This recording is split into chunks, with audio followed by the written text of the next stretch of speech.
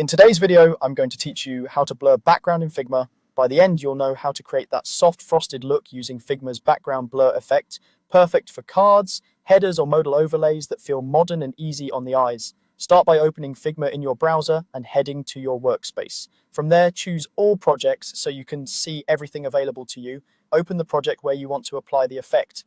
This works best inside a frame or design where there's content behind the area you plan to blur, like images or interface elements, since the blur samples whatever is beneath your shape.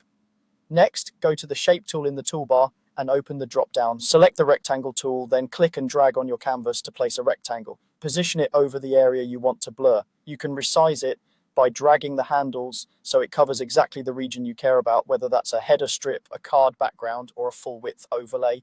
With the rectangle selected, look at the Fill section in the right sidebar and set its opacity to 1%. This tiny amount of opacity keeps the shape present while staying nearly invisible, which lets the background blur do the heavy lifting.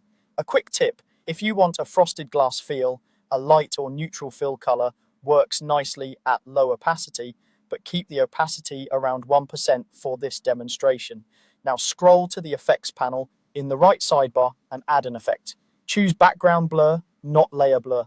Background blur specifically blurs what's behind the object, creating that translucent glass-like effect. Layer blur only blurs the object itself, which isn't what we want here.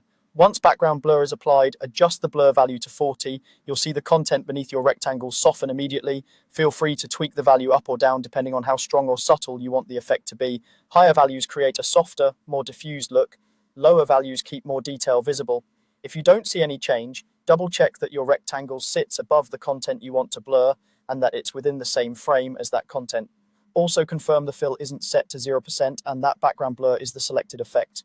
For a polished finish, you can resize the rectangle again, adjust its position, or add corner radius to soften the edges. These tweaks refine the exact same effect without changing the core steps. And that's it. You've blurred the background in Figma using a simple rectangle, a 1% fill, and the background blur effect set to 40.